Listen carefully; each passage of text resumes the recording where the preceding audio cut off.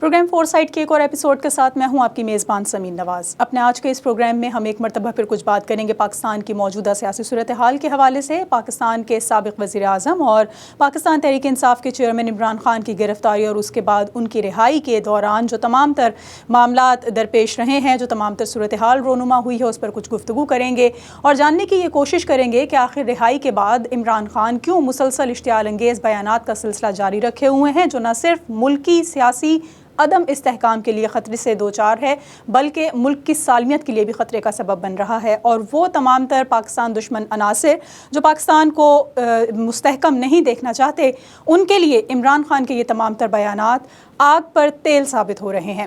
تو کیوں آخر عمران خان مسلسل یہ اشتعال انگیزی جاری رکھے ہوئے ہیں؟ کیوں کر وہ نہیں چاہتے کہ پاکستان کی صورتحال اسٹیبلائز ہو سکے، پاکستان کی گرتی ہوئی معیشت جو سیاسی عدم استحکام کی وجہ سے مزید گراوٹ کا شکار ہے، اس میں کچھ استحکام بحال ہو سکے، اور پاکستان کی وہ تمام تر سیاسی جماعتیں جو یہ دعویٰ کرتی ہیں کہ وہ پاکستان کے استحکام کے لیے متحد ہیں اور مل کر کام کر رہی ہیں، کیوں اس کی مسلسل نفی کرتے ہوئے نظر آ رہی ہیں؟ انہی تمام تر موضوعات پر کچھ گفتگو کریں گے، اور اس کے لیے ہمارے ساتھ موجود ہیں اسلام آباد سے سینئر صحافی اور تجزیہ کار احسان کوہاٹی۔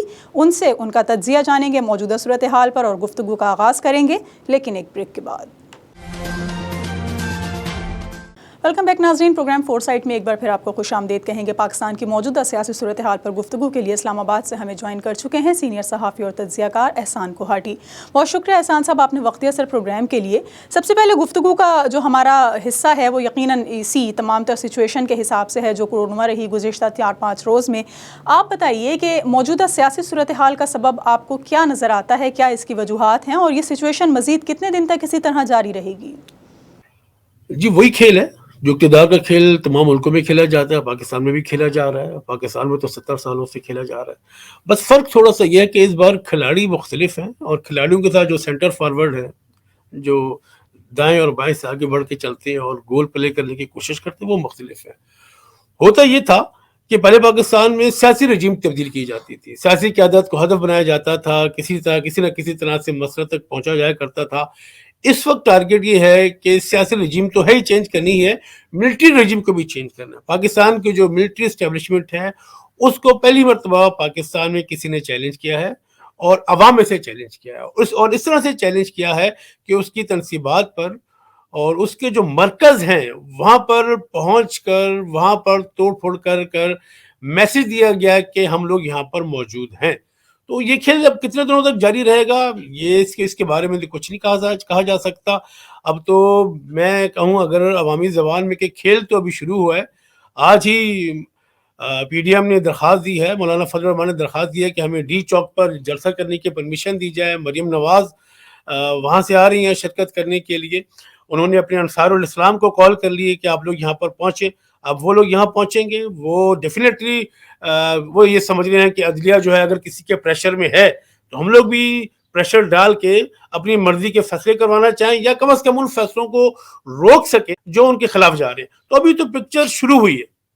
کوہاٹی صاحب، آئین کی بالادستی کو یقینی بنا کر معاملات کو درست کرنے میں عدلیہ کا ادارہ خاصا مؤثر کردار ادا کرنے کی صلاحیت رکھتا ہے، لیکن جو حالیہ کچھ اس کے ڈیسیجنز آئے ہیں اور جو اس کے فیصلے ہیں یا کچھ ادارے کے اپنے اندر اختلاف و تقسیم نظر آ رہی ہے، وہ واضح جانبداری کا اشارہ کرتی نظر آ رہی ہے، اور اس کے فیصلے جو ہیں وہ مزید متنازع بنا رہے ہیں سچویشن کو۔ تو آپ کو کیا لگتا ہے کہ عدلیہ کیا کردار ادا کر رہا ہے حالات کی بہتری کے لیے؟ کیا عدلیہ کے فیصلوں سے مزید صورتحال خراب ہو رہی ہے؟ جی بدقسمتی کے ساتھ اگر سمینا مجھے اجازت دے کہنے کی، تو میں چونکہ کوئی قانونی ماہر تو نہیں ہوں، لیکن میں برتاؤ پہ اور ایٹیٹیوڈ پہ بات کروں گا۔ عدلیہ نے خود ہی اپنے آپ کو اپنا مذاق بنا لیا۔ میرے خیال میں کہ بالکل ضرورت نہیں تھی، اگر نواز شریف وہاں بالکل معذرت کے ساتھ عدلیہ نے بالکل اپنا مذاق بنا لیا۔ بالکل ضرورت نہیں تھی چیف جسٹس صاحب کو، اگر عمران خان وہاں پہنچتے تو انہیں ویلکم کرنے کی۔ نہ صرف یہ کہ ججز کے چہروں پر مسکراہٹ آ گئی، انہوں نے ویلکم بھی کیا، ان کے مزاج پرسی بھی کی۔ پھر جس طرح سے وہاں پر اگر آپ نے ضمانت ان کی گرفتاری کو غیر قانونی قرار دینا تھا تو قرار دے دیتے، لیکن جو ججز کا ایک طریقہ ہوتا ہے بالکل ایک بردباری، سنجیدگی، متانت کے ساتھ، وہاں پر تو گپ شپ لگنا شروع ہو گئی تھی۔ اگر جج کسی ملزم سے یہ کہے کہ آپ کے مزاج کیسے ہیں، آپ کو دیکھ کر آپ کو یہاں پر دیکھ کر ہمیں خوشی ہوئی. پھر کہا کہ آپ ہمارے مہمان ہوں گے, 3 کمروں کا گیسٹ ہاؤس ہے, آپ وہاں ٹھہریں گے, گپ شپ لگائیں, کتنے افراد سے ملنا چاہیں گے, 10 افراد بہت ہے, ایک فہرست بنا کر دے دیجیے, اپنی اہلیہ کو آپ بلا سکتے ہیں. پھر یعنی کہ اس قسم کے جب ججز کس قسم کا فیصلہ کریں گے, اور اس کے بعد پھر جب دوسرے دن اسلام آباد ہائی کورٹ میں انہیں پیش کیا گیا, وہی ہائی کورٹ جو عمران خان کی گرفتاری کو جائز قرار دے چکی تھی, وہاں پر پھر کیا صورتحال پیش آئی. وہ تمام مقدمات جہاں پر عمران خان پر تھے, ان پہ تو ضمانت منظور ہوئی.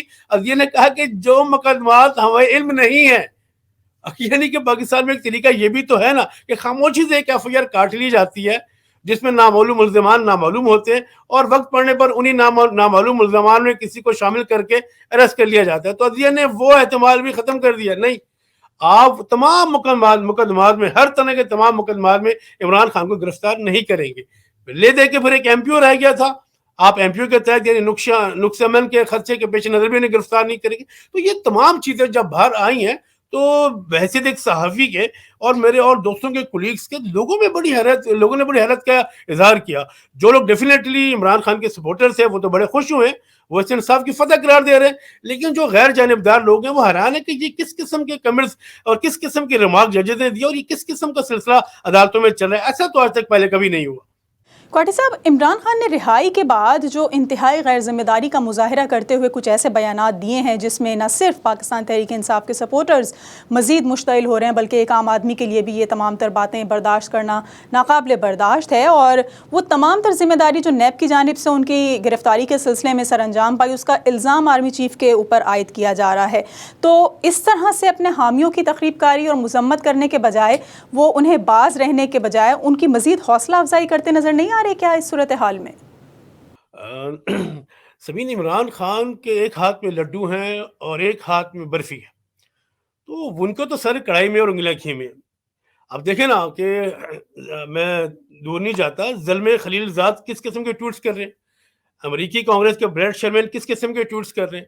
پھر ان باتوں کو چھوڑیے، پچھلے مہینے کے آخر میں 26 اپریل کو جو فواد چودھری کے گھر میں ملاقات ہوئی تھی امریکی سفیر کی، کیا وہ کوئی معمولی واقعہ تھا؟ ایسو بھی یہ ہے کہ جب کوئی امریکہ نہیں، جب بھی کوئی سفیر کہیں موو کرتا ہے تو وہ اس کا ایک ایس او پی ہے، وہ پولیس کو اطلاع دیتا ہے، اپنے جو ایڈمنسٹریشنز ہیں وہاں پر اطلاع پہنچاتا ہے، اس کے بعد وہ موو کرتا ہے. لیکن آپ نے غور کیا وہ جو ان کی تصویر ان کی اہلیہ نے اگر پتہ نہ جانے غلطی سے سوشل میڈیا پر ڈال دی تھی یا کوئی اس کی وجہ تھی، فواد چودھری نے بہت عام سے کپڑے پہن رکھے ہیں، ان کے لباس پہ سلوٹے تک موجود ہیں، اور پاؤں میں انہوں نے سلیپر پہن رکھے ہیں. اس کا مطلب ہے ان کے لیے بڑا سرپرائز تھا کہ امریکی سفیر اچانک ان کے پاس آ گئے. وہاں پر کیا بات چیت ہوئی، کیا ریاض و نیاز ہوئے، ہم لوگ کو نہیں پتا. لیکن ایسی کیا بات تھی کہ امریکی سفیر نے پاکستان کی کسی بھی انتظامیہ کو، ضلع انتظامیہ کو بتانے کی ضرورت ہی محسوس نہیں کی. اس کے بعد جرمن سفیر زمان پارک میں جا کے ملاقات کرتے ہیں، اور اس ملاقات کے اندر ای آواز پاکستان ایک کینیڈا کا مشہور چینل ہے، ان کی جو سی او ہیں وہ بھی اس وفد میں شامل تھی جنہوں نے وہاں جا کے ملنا تھا. میں سوری معذرت کے ساتھ میں غلط کہہ گیا، جو کینیڈا کا جو پوزیشن لیڈر ہے انہوں نے زمان پارک میں ملاقات کرنی تھی، اور وہاں پر جو سی او ہے ان چینل کی یہ آواز پاکستان کو، ان کو اینڈ وقت پر ڈراپ کر دیا گیا، بیکاز کہ انہیں پتہ چلا کہ جو ای آواز کے جو سی او ہیں ان کے پاکستان کے اسٹیبلشمنٹ سے یا کچھ لوگوں سے بڑے اچھے تعلقات ہیں، انہیں کیوں علیحدہ کر دیا گیا. پھر وہ ملاقات بھی ہوتی ہے. اس کے بعد زلمے خلیل زاد کے آپ ٹویٹس دیکھیں تو یہ ساری چیزیں جب عمران خان کے پیچھے کھڑی ہوں گی، ایک لیڈر کے پیچھے کھڑی ہوں گی، تو ڈیفینیٹلی اس سے تو آگے بڑھ کر گول کرنے ہوں گے، آگے بڑھ کر اسے ٹرائی کرنی ہوگی. تو عمران خان کی کانفیڈنس کی وجہ ایک تو یہ ہے. دوسری وجہ یہ کہ اس میں کوئی شک نہیں ہے کہ عمران خان ایک پاپولر لیڈر ہے، اور جو یوتھ ہے وہ اس وقت عمران خان کو اپنا مرشد مانتی ہے، اپنا پیشوا مانتی ہے، خان صاحب مانتی ہے، تو وہ بھی ان کے ساتھ ہے. تو عمران خان کو اس وقت جو ان کی جارحانہ انداز ہے، میرے خیال میں اس کی سپیڈ کم کرنے کی انہیں ضرورت محسوس نہیں ہوتی. وہ سمجھ رہے ہیں کہ میں نے اسی طرح سے آگے چلنا ہے اور اقتدار تک پہنچنا ہے. لیکن وہ یہ بھول جاتے ہیں کہ پاکستان میں اقتدار کا سب سے بڑا جو مرکز ہے وہ اسٹیبلشمنٹ ہے. جب آپ اسٹیبلشمنٹ کے چیف کو ہٹ کریں گے، جب آپ آرمی چیف کو ہٹ کریں گے، تو مجھے بتائیے کہ پھر یہ کام سارا کا سارا اتنا آسان کیسے ہو سکتا ہے. اس کی ایک ہی وجہ ہے کہ ان کا کہنا یہ ہے، ان کا ماننا یہ ہے کہ اس ادارے میں بھی ان کے چاہنے والے بہت ہیں، اس ادارے میں بھی ان کے جاننے والے بہت ہیں، جیسے اور ان کو باقاعدہ جو ان کے سپورٹرز ہیں وہ اپنی سوشل میڈیا پہ ان لوگوں کے نام بھی لیتے ہیں کہ جناب یہ ہمارے سپورٹر ہیں اور وہاں پر ہماری بڑی قوت ہے. تو یہ تمام چیزیں عمران خان کو بڑی تقویت پہنچاتی ہیں اور اسی وجہ سے ان کا جاہرانہ انداز ہلکا ہونے کا نام ہی نہیں لے رہا. احسان صاحب یہ بتائیں کہ حالات کی ابتری مسلسل بڑھ رہی ہے، ملک دشمن عناصر کا ایجنڈا کامیاب ہوتا نظر آ رہا ہے اور اس کی وجہ سے ملک کی سالمیت بھی خطرے میں پڑ چکی ہے. کیا اب بھی آپ کو لگتا ہے کہ رویوں میں بدلاؤ نہیں آنا چاہیے، یہی تمام تر نیگیٹیوٹی بڑھتی رہنی چاہیے اور ایک دوسرے کے خلاف نفرت اور غصے کا سلسلہ بڑھتا رہنا چاہیے؟ سمین ایسا کون سوچتا ہے؟ بدقسمتی کے ساتھ ہے، اگر ایسا ہم لوگ سوچتے تو آج ہمارا یہ حال ہوتا. ہم لوگوں ایک ہجوم بن چکے ہیں، قوم نہیں رہے. چھوٹی سی بات آپ سے عرض کرتا ہوں. 2011 میں ایک کتاب شائع ہوئی. ابھی کے کوئی امریکی صحافی تھے، دی گریٹ سول، گاندھی کے بارے میں وہ کتاب تھی. اس کتاب کے اندر کچھ ایسے اقتصابات تھے، کچھ ایسی چیزیں تھیں جس سے گاندھی صاحب کو جو امیج ہے وہ بہت بری طرح سے ڈیمیج ہونا تھا. اس کتاب میں ان کے دوست کا ذکر تھا، کولن باغ کا، جو ایک جوئش آرکیٹیکچر تھا، بہت اچھی اس کی بلڈ تھی، اور کہتے ہیں کہ اس کے گاندھی صاحب سے جو دوستی تھی وہ دوستی سے بڑھ کے کچھ اور آگے کی چیز تھی. انڈیا کو جب پتہ چلا کہ یہ کتاب انڈیا میں بھی شائع ہونے والی ہے، انہوں نے اتنا شور مچایا، بلاخر یہ مودی صاحب جو آج پی ایم ہے، اس وقت گجرات کے سی ایم تھے، انہوں نے اس کتاب پر بین لگا دیا. بات یہاں ختم نہیں ہوئی. 2012 میں لنڈن کے سوچرز میں نیلام گھر میں کچھ خطوط نیلام ہونے تھے. 13 خطوط تھے گاندھی صاحب کے، اور کچھ تصاویر تھیں، کچھ دستاویزات تھیں، ان کی نیلامی ہونی تھی. اور ان خطوط سے یہ بات پتہ چلتی تھی کہ گاندھی صاحب جو ہیں وہ ایک ہوموسیکشل شخص تھے. ان کے اپنے دوست کے ساتھ جو تعلقات تھے محض دوستی کے نہیں تھے. انڈیا نے منہ مانگے دام دے کر وہ تمام کے تمام خطوط، تمام دستاویزات اور تصاویر خریدی، اور دنیا کو پتہ نہیں چلنے دیا کہ گاندھی صاحب نے وہ خطوط کیا تھے، کیا لکھا تھا. کیوں؟ صرف اپنے تقدس بچانے کے لیے، اپنی شناخت کو محفوظ رکھنے کے لیے. حالانکہ دنیا جانتی ہے کہ گاندھی کو مارنے والا کون تھے. گاندھی کو مارنے والے ایک انتہا پسند ہندو تھے. اور یہ جو اس وقت آج جو موجود لوگ ہیں وہ باقاعدہ اس شخص کی جب ڈیتھ اینیورسری آتی ہے تو پھول چڑھاتے ہیں. لیکن جب معاملہ انڈیا کی شناخت کا آیا تو ان لوگوں نے وہ افسر سب چیز میں پردہ ڈال دیا، بلینکٹ ڈال دیا. ہم لوگوں نے کیا کیا؟ قائد اعظم نے جو گھر خریدا تھا لاہور میں مال روڈ پر، جہاں پر 1500 نوادرات تھیں، ان کی کرسیاں، ان کا اسٹینو، ان کی چیزیں موجود تھی، وہ تمام کی تمام جلا کر راکھ کر دی. قومیں ایسے بہیو نہیں کرتی. ہم تو یہ ڈسکس کر رہے تھے کہ جو لوگ وہاں پر موجود تھے، جن کی ذمہ داری تھی کہ انہوں نے ان سب چیزوں کی حفاظت کرنی ہے، انہیں ان سب کے ساتھ جل کر مر جانا چاہیے تھا. وہ کیسے وہاں سے سب کو چھوڑ چھاڑ کر چلے گئے؟ قومیں ایسے بہیو نہیں کرتی. تو ہمارے یہاں پر بھی یہ بہت عام سی بات ہے. ہم لوگ ایک ہجوم کی طرح سوچ رہے ہیں، اور ہم وہ لوگ بن چکے ہیں، اور خاص کر ہمارے پولیٹیشین جو ارباب اختیار ہیں، وہ اپنی ایک پاؤ کی بوٹی کے لیے پوری گائے ذبح کرنے پر راضی ہو جاتے ہیں. تو اس بارے میں ہم کیا کہیں کہ پاکستان کا آگے کر کون سوچے گا، کیسے سوچے گا؟ جو صورتحال ہے اسے ڈیفیوز کرنا بہت ضروری ہے، لیکن سمجھ میں نہیں آتا کہ اس میں کون پہل کرے گا، کون اس کا آغاز کرے گا، کون ڈائلاگ کروائے گا. ایک طرف ایک گروہ ہے، ایک وہ سمجھیے کہ بس منزل یہ ہمارے پاس ہے، تھوڑا سا وقت رہے گا، اس کے بعد ہم نے وزیر اعظم بن جانا ہے. کسی کو خیال ہے کہ یا وزیر اعظم کو نااہل قرار دے دے گی توہین عدالت میں، اس کے بعد دوبارہ الیکشن ہو جائیں گے. ہر ایک اپنی تھیوری اور اپنے گول سیٹ کر کے بیٹھا ہوا ہے. پاکستان کہاں جا رہا ہے، پاکستان کا حال کیا ہو رہا ہے؟ ڈالر آپ کا 300 سے اوپر کراس کر چکا ہے، کسی کو پرواہ نہیں. ایک بریک لیں گے، بریک کے بعد واپس آئیں گے تو آپ سے کچھ مزید گفتگو کریں گے. ہمارے ساتھ رہیے. ویلکم بیک ناظرین. پروگرام فور سائٹ میں ایک بار پھر آپ کو خوش آمدید کہیں گے. پاکستان کی موجودہ سیاسی صورتحال، سیاسی عدم استحکام پر کچھ گفتگو کر رہے ہیں. اسلام آباد سے ہمارے ساتھ موجود ہیں سینئر تجزیہ کار احسان کوہاٹی. احسان صاحب، پاکستان تحریک انصاف کے سربراہ کا کہنا تھا کہ ملک میں اس وقت جو نظر آ رہی ہے کمزور جمہوریت، اس میں ان کو صرف اور صرف عدلیہ سے ہی امیدیں وابستہ ہیں، اور یہ ایک حالیہ انٹرویو دیا ہے اس میں انہوں نے یہ بیان دیا ہے. اس سے قبل ان کی امیدیں کسی اور ادارے سے وابستہ تھیں، اور اب جب اس سے امیدیں پوری نہ ہو سکیں تو مکمل طور پر دشمنی اختیار اور لا تعلقی اختیار کرتے ہوئے تمام تر امیدوں کا مرکز عدلیہ کو بنا لیا گیا ہے. لیکن 3 مہینے بعد کی صورتحال یقیناً کچھ تبدیل ہوگی جب چیف جسٹس صاحب ریٹائرڈ ہو جائیں گے, نئے چیف جسٹس آ جائیں گے. تو آپ کو کیا لگتا ہے کہ عدلیہ سے پاکستان تحریک انصاف کی یہ دوستی مزید کتنے عرصے پر محیط ہے, اور عدلیہ ان کی امیدوں پر کب تک پوری اترتی رہے گی؟ سمین, اس سے پہلے عمران خان کے لیے فوج بہت پیاری تھی, اور یہ عمران خانی کا دور حکومت تھا جس میں فوج پہ تنقید کو جرم قرار دیا گیا تھا, کچھ ماہ کی قید بھی قرار دی گئی تھی. زیادہ پرانی بات نہیں ہے, ابھی کی بات ہے. وہ جو بل پاس ہوا, قانون بنا تھا, عمران خان کی حکومت نے بنا تھا, اور عمران خانی فوج کے بڑی قصیدے گایا کرتے تھے. اس وقت تک فوج ان کے فیور میں تھی, فوج ان کی مرضی کی تھی, سب کچھ ان کی مرضی کا تھا. اب چونکہ فوج ان کی مرضی کی نہیں ہے اور انہیں جو ریلیف ملنے کا امکان ہے وہ عدلیہ کی طرف سے ہے, تو ظاہر سی بات ہے عدلیہ ان کے لیے بڑی مقدس ہو چکی ہے, بڑی محترم ہو چکی ہے. اور اگر ان کی عمران خان کی جگہ پر کوئی اور پولیٹیشین بھی ہوتا تو ڈیفینیٹلی وہ بھی یہی کرتا. ان کا اگر یہاں پر انہوں نے دیکھا کہ انہیں جہاں سے ریلیف مل رہی ہوتی ہے بندہ وہیں جاتا ہے. انہوں نے دیکھا کہ فوج سے اب ریلیف تو مجھے نہیں ملنی ہے. جنرل عاصم منیر صاحب جو ہیں وہ عمران خان سے ان کے جو تعلقات ہیں شاید اتنے اچھے نہیں تھے. یہ اسی وقت کی بات ہے کہ انہوں نے ڈی جی آئی ایس سے ہٹایا تھا.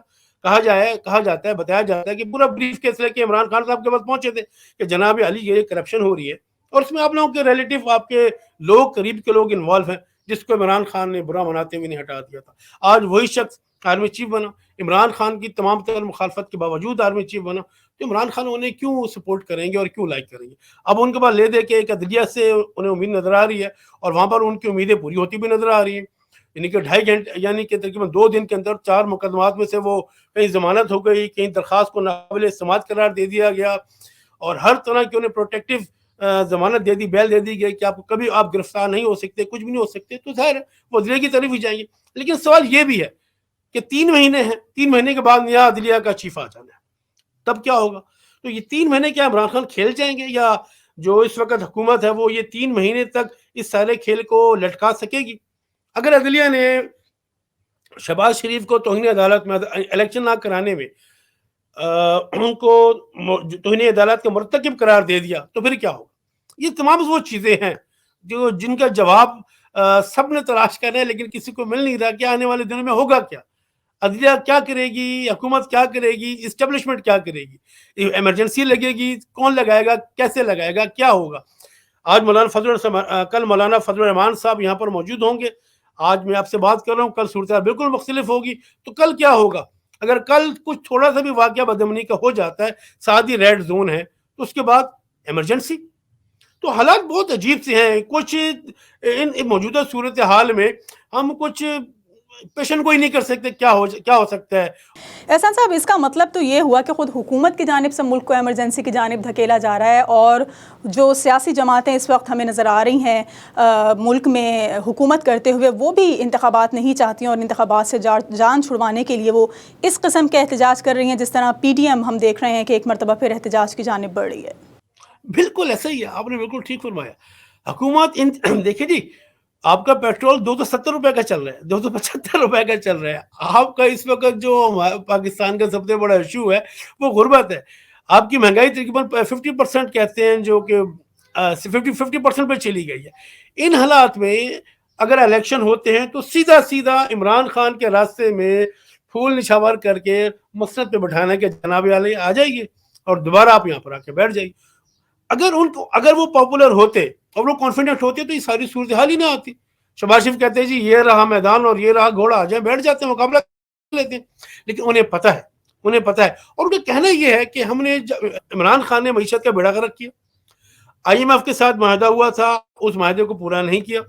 ہم نے کچھ سدھارنے کی کوشش کی ہے, ملک ڈیفالٹ ہونے جا رہا تھا, اگرچہ آج بھی خطرات کم نہیں ہوئے, بلومبرگ کی رپورٹ آپ کے پاس ہے.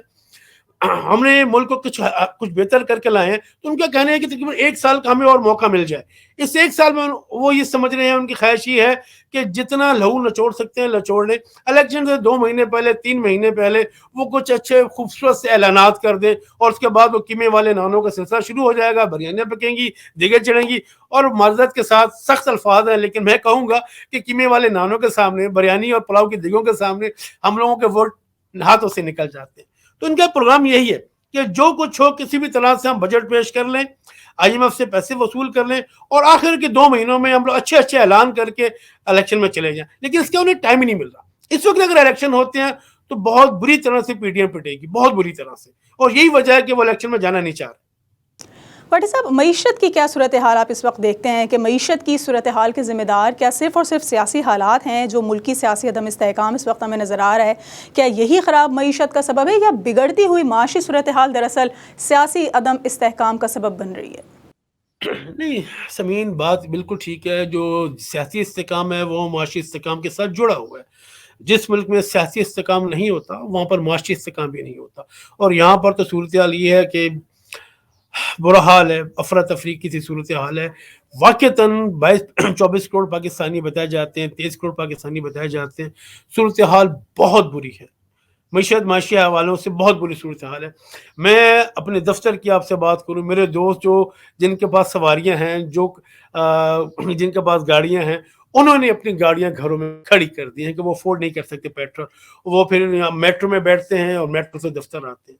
یعنی یہ کلیگ ہے. اخراجات لوگوں نے کم کرنے کے لیے جو گوشت ہفتے میں اگر 2 مرتبہ گوشت پکتا تھا تو انہوں نے 1 مرتبہ کرنا شروع کر دیا ہے.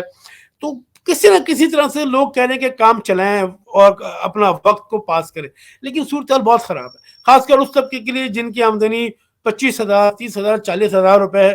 وہ کہتے ہیں کہ گنجی نہائے گی کیا اور نچوڑے گی کیا. تو وہ بیچارے کیا کریں، کہاں سے بچت کریں؟ بجلی کے بل آپ نے ٹھوک دیے کم از کم 30 روپے کا، تو آپ کا یونٹ پڑ گیا.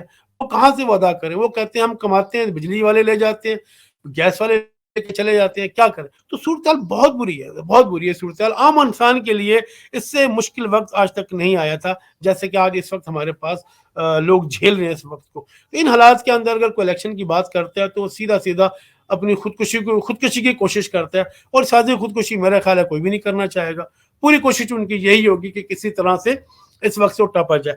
اب IMF کو بھی پتہ ہے، اور IMF صرف IMF نہیں ہے، IMF کے پیچھے کون سی قوتیں ہیں، اس سے بہت ساری باتیں ہو جاتی ہیں. لوگ سمجھتے ہیں IMF کو استعمال کیا جاتا ہے. تو IMF بھی وہ پیسے نہیں دے رہی، IMF بھی پیسے نہیں دے رہی. وہ کبھی ایک شرط لگاتی ہے، کبھی دوسری شرط لگاتی ہے. اپنے دوستوں سے یہ انشورنس لے کر آئیں، یہ گارنٹی لے کر آئیں. وہ سب کرنے کے بعد آخر کار اسحاق ڈار نے تب کر کہا ہے کہ بھائی نہیں دینا تو نہ دو. لیکن یہ جھنجھلا کر نہیں کہا گیا، اس کے پیچھے ایک یقین دہانی بھی ہے، اور وہ ہے چائنا بلاک کی یقین دہانی. امریکہ کو یہ بات پتہ چلی ہے کہ پاکستان نے مکمل اپنا سارا کا سارا وزن چائنا کی طرف ڈالنا شروع کر دیا. اور یہ بھی یہاں پر اطلاعات گردش کر رہی ہیں جو سفارتی حلقے ہیں کہ پاکستان روس چائنا یہ جو بلاک بن رہا ہے، پاکستان کو اس میں شامل ہونے کی دعوت دی گئی ہے. اور یقین دہانیاں بھی کرائی گئی ہیں کہ ہم آپ کے جو یہ پریشانیاں ہیں اس میں ہم آپ کی مدد کریں گے، اس سے نکلنے میں آپ کو مدد دیں گے. جس کی بنا پر کہا جا رہا ہے کہ اسحاق ڈار نے آج کہا ہے، 2 دن پہلے کہا کہ جناب نہیں دینا تو نہ دو، خصموں کو کھاؤ، ہم اس سے زیادہ مزید کچھ نہیں کر سکتے. اگر ایسا ہے تو میرے خیال میں عام آدمی کو اس سے غرض نہیں ہے کہ پاکستان کو سپورٹ چائنا کرتا ہے، پاکستان کو سپورٹ امریکہ کرتا ہے. وہ تو یہ کہتا ہے کہ روٹی سستی ہونی چاہیے. جو روٹی 10 روپے کی تھی آج 30 روپے کی مل رہی ہے، کم از کم 15 کی تو ہو جائے.